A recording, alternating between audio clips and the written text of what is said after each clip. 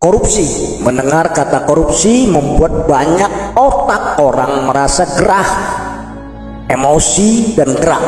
Bagaimana tidak, uang yang seharusnya digunakan untuk kepentingan umum dijarah, dikuasai oleh sekelompok orang yang memiliki kekuasaan dan digunakan demi kepentingannya sendiri.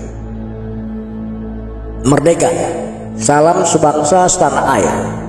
Kembali bersama channel Sejarah Perjuangan Bangsa dalam kisah korupsi di bumi Nusantara. Praktek korupsi tak henti-hentinya berlangsung di negeri tercinta. Tak sedikit yang telah ditangkap dan dipenjara, namun praktek buruk ini tak kunjung berhenti.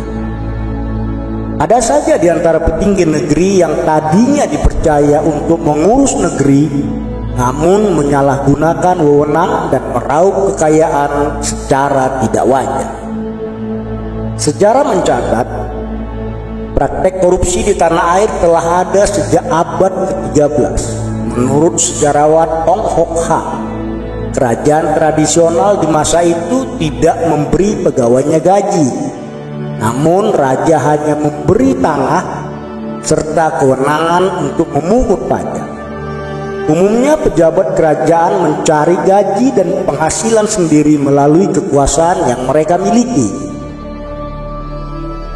Sedang raja akan menerima upeti dari rakyat melalui pejabat daerah. Tak jarang hasil yang diperoleh pejabat daerah lebih besar dari penghasilan raja, karena uang upeti yang didapat lebih banyak masuk ke kantong pejabat daerah.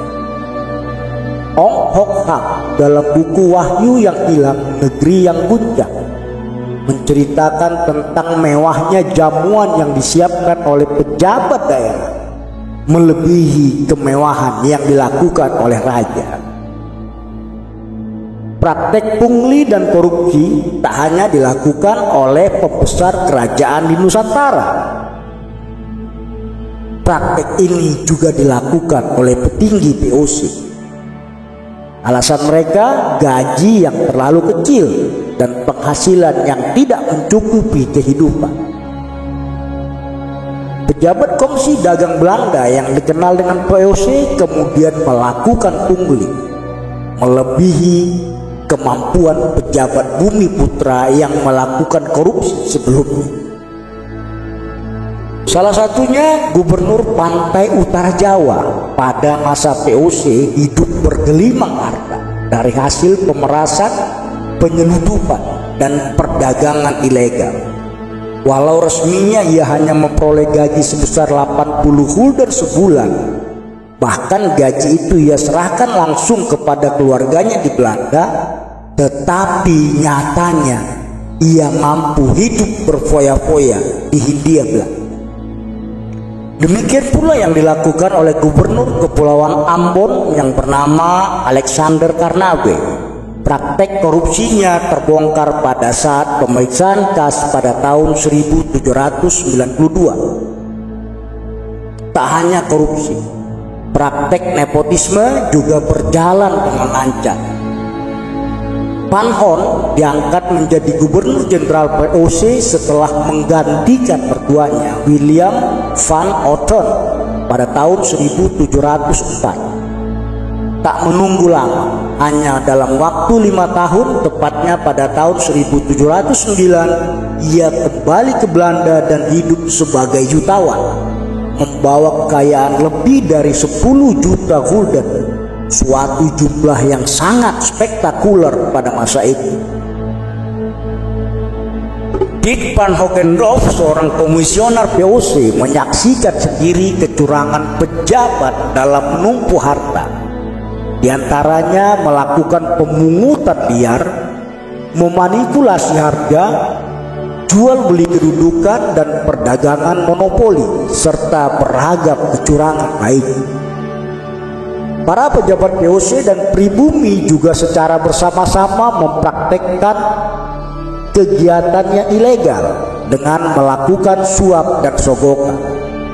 Ada begitu banyak hadiah dan sogokan yang diungkap oleh Dirk.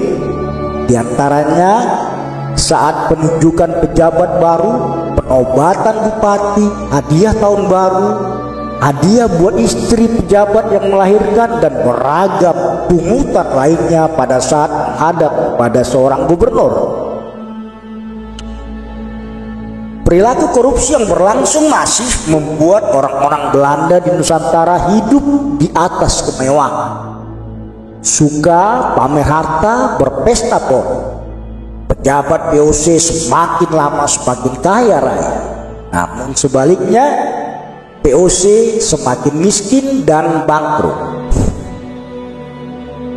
Pada akhirnya kongsi dagang VOC bubar, tak mampu lagi menanggung beban hutang. Pada 1 Januari 1800 wewenang VOC diambil alih oleh kerajaan Belanda dengan meninggalkan hutang sebesar 134,7 juta gulden. Sejak saat itu pula lah babak baru korupsi di tanah air beralih ke tangan pemerintah Hindia Belanda. Berganti penguasa, berganti aktor, cerita lama kembali dirilis dalam edisi baru. Pada tahun 1830 Gubernur Jenderal Hindia Belanda Johannes van der Bos menerapkan sistem tanam paksa. Peluang korupsi kembali terbuka. Korupsi kembali ke habitat, berlangsung semakin semangat. Petinggi Hindia Belanda, pejabat pribumi hingga kecenteng dan pemungut pajak berlomba-lomba memeraskan. Berjuta-juta gulden mengalir ke kas negara Belanda. Jumlah yang sama juga mengalir ke kantong bupati dan para centeng-centeng yang mereka gunakan. Sedangkan rakyat semakin kurus kering dan melata, tanpa mampu bersuara, hidup dalam kesengsaraan. Semuanya dijalankan saja dengan penuh ketaatan. Demikian ungkap Sugeng Reksodiharjo dalam buku Dr. Cipto Mangunkusumo. Multatuli atau dikenal dengan Dewes Dekker dalam bukunya Max Havelaar mengungkap perilaku buruk para bupati yang berlomba-lomba memeras rakyat dan menutup mata terhadap penderitaan dan kesengsaraan. Di awal kemerdekaan, praktek kotor itu kembali terdengar dalam judul yang sama dan cerita serta aktor yang berbeda. Beberapa pegawai negeri terbukti melakukan tindakan korupsi. Terulang kembali di masa Orde Baru. Pelaku korupsi tidak hanya melibatkan pegawai pemerintah, bahkan merambah ke tengah masyarakat luas. Korupsi terasa sangat sulit dibersihkan. Penyakit yang satu ini begitu kebal dengan segala serum yang telah disuntikkan. Menurut berita, sejak rentang 2004 sampai 2022, Komisi Pemberantasan Korupsi atau KPK telah menangani sebanyak 1.351 kasus tindak pidana korupsi. Bahkan sepanjang tahun 2023 telah terdapat 4 pejabat yang dicokok akibat terlibat korupsi.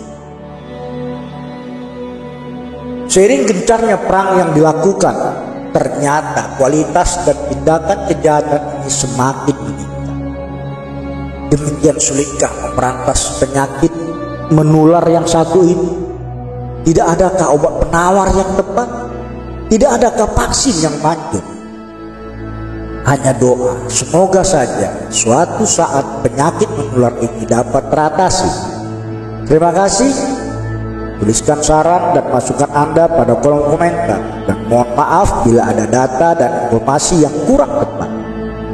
Tak lupa kami harapkan subscribe dari sahabat sebangsa dan setanah air.